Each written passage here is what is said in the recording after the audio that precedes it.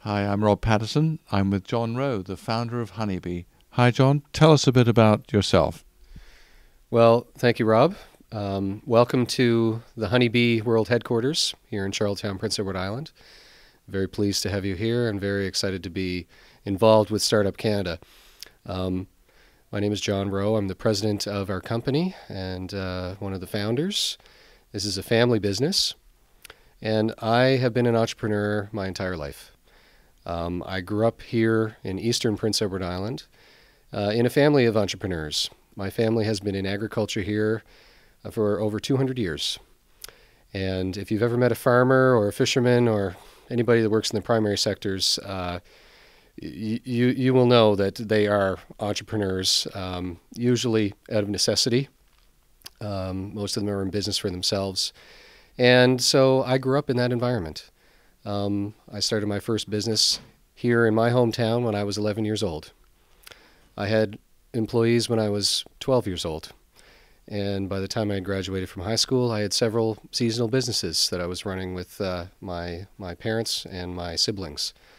So I developed a love for commerce and being an entrepreneur from a very early age, and fortunately was given the mentorship and the encouragement to take those risks, and I continue to do that to this very day. It's a remarkable story. Now, your product is a remarkable one in that people overuse the word unique, but I think unique does describe your product. Tell us a little bit about it. Well, many years ago, after I finished university, I moved out to the West Coast. And I started my career working in the technology sector in Vancouver. This was in the mid-90s when the internet was starting to boom, so it was a very exciting time. And I lived out there for many years, and one weekend I went camping with some friends near Whistler, and we had to hike into our campsite. It was a full-day hike, and I must admit I'm a little clumsy. I fell a few times on the trail, and when we arrived at our campsite, I discovered that the glass jar of honey I had in the top of my backpack had shattered all over everything inside. So I thought to myself, there's got to be a better way. And when I got home to Vancouver, I realized after looking for portable honey or dried honey, it didn't exist. There was other forms of packaging, but they were all plastic or glass. And if it could be broken, I might break it. So I started looking into if honey could be put into a solid form. And I discovered that nobody had figured out how to do it. So what we have done, which is quite literally one of a kind in the world, we have developed a method over many years, it took a long time, to put 100% pure honey into a solid form. And we have several products that we make from this technology. We have a honey cube for tea and coffee, honey candies. We grind it up into powders and granules for cooking and baking.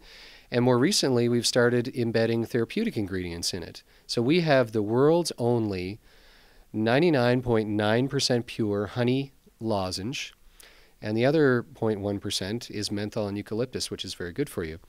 So it quite literally is the only lozenge in the world that is made from honey. There are other honey candies and cough drops out there and such, but they're not made from honey. And this is what I discovered in the mid-90s when I started researching this. I wanted something that was made from honey, that was pure honey if I could find it. And it didn't exist, so I sensed an opportunity.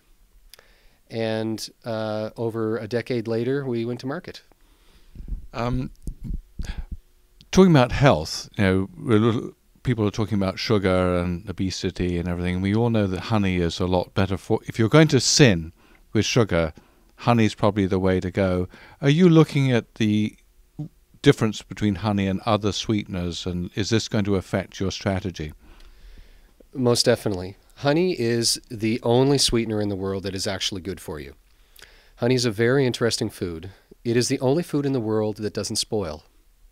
Quite literally, when they opened up King Tut's tomb, they discovered honey in there that was still edible. It has natural antimicrobial, antibacterial properties that helps it maintain its shelf life, quite literally forever. those health properties are also transferred to us when we consume it. John, many entrepreneurs face, people laughing at them to begin with, and I would have thought that starting off with, I'm going to make solid honey, would have had a few raised eyebrows. How would you advise other people who, may have what seems to be a mad idea, but are convinced themselves that they've got something? What would be your advice to that person? Well, since my career has straddled both technology and food, I'll borrow from the technology industry and say that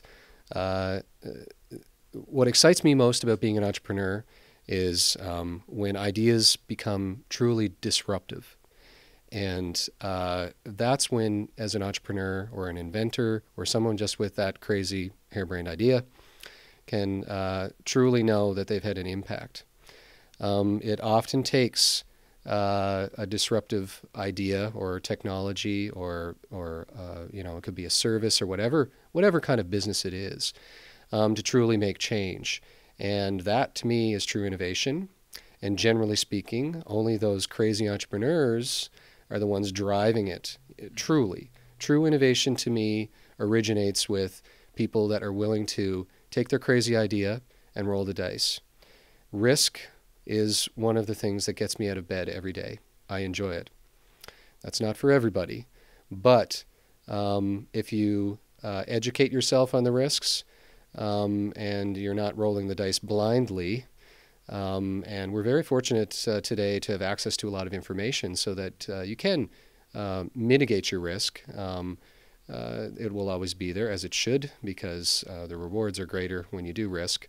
But if you roll the dice, knowing that there is an opportunity, you will have a true chance at success. And I believe that entrepreneurs are the ones that are going to lead the economy.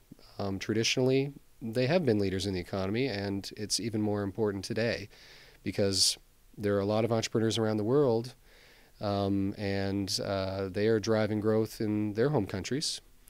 So that's why I'm extremely excited to be part of Startup Canada. And one final question, John. You started this very young at school.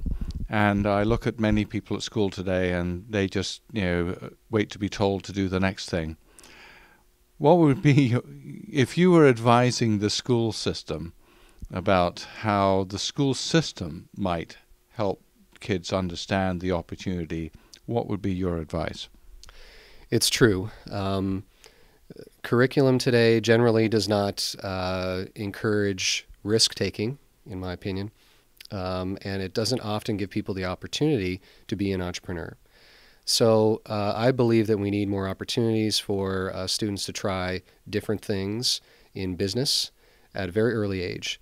And I often take part in programs here on Prince Edward Island to mentor kids, even just to share our story. But I'll leave you with an example, a very brief story about something we did with the university here recently. We had our own local Dragon's Den. We called it the Big Pitch, and the concept was quite simple. We married 2 computer science students with 2 business students, 2 faculties that generally don't mix, and we gave them, 2.5 months to come up with a mobile app. Now, this is not involved with Honeybee, but rather another business that I own here, a software company in town called Timeless Technologies. And we mentored them over the course of those 2 months as to how to develop an idea with a team and then develop it into a pitch that you would take to an investor. And we had 8 teams pitch, 8 teams of 4, to our PEI den. And the ideas were absolutely incredible. The winning team has been hired by Timeless Technologies for the summer. So they're able to develop their idea with no risk.